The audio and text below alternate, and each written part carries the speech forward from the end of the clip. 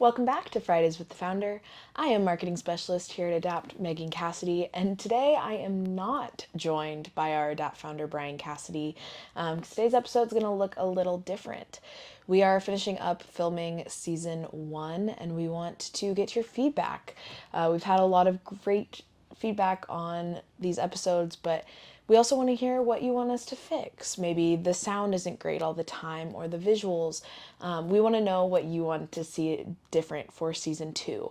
We also want to know what topics you want to see. We've gotten a lot of requests for Brian's origin story. Don't worry, that is coming probably within the first couple episodes of season 2. But we want to hear what else you want to know. What questions do you have? What maybe guests do you want to see in the chairs? Let us know. We're going to have a Google form in our video description as well as our Instagram bio. You can fill out that Google form and give us any feedback you might have, including topics. We also will now have a full playlist on our YouTube channel, so you can head over to the Adapt Training on YouTube and catch up on all of the videos that you might have missed during this season.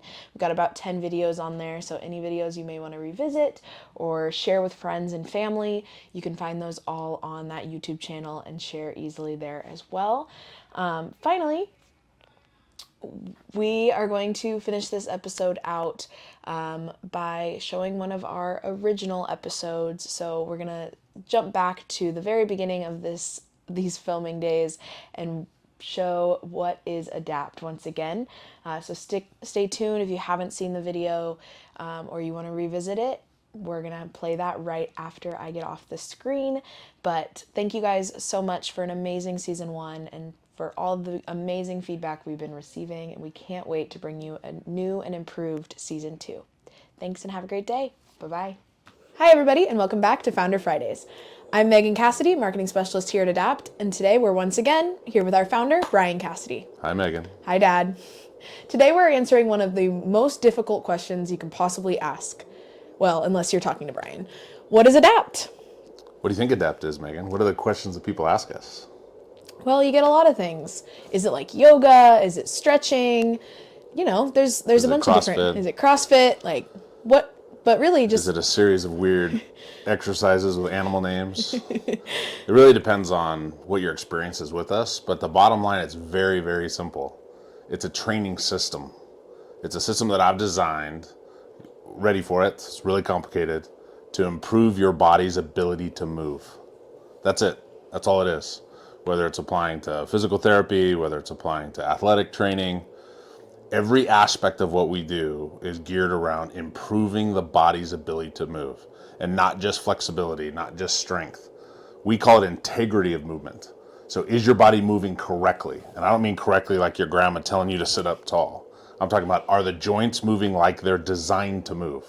And how are they designed to move? So if you look at physical therapy, we have to correct something. Something is off, some type of movement compensated pattern. Your body's cheating. We're the best cheaters in the world. Our bodies can compensate and figure out ways to do it. So we return natural movement back to the body, which in turn eliminates the symptoms or pain that our clients are dealing with. When we train people, we're not just working on strength. We have to make sure the strength is balanced so that the joint maintains its position. But the bottom line, when people say, oh, I go to Adapt, it's so great, they do this weird stuff, I don't know what. All we do is improve the body's ability to move. But everything we do improves the body's ability to move. So it's not just yoga?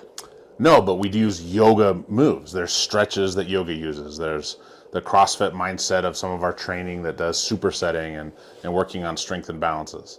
You can't do, oh, I do my exercises or I do my CrossFit on Tuesday and I do my Adapt on Wednesday. That's not how it works. It's one of my favorite commercials. That's not how any of that works.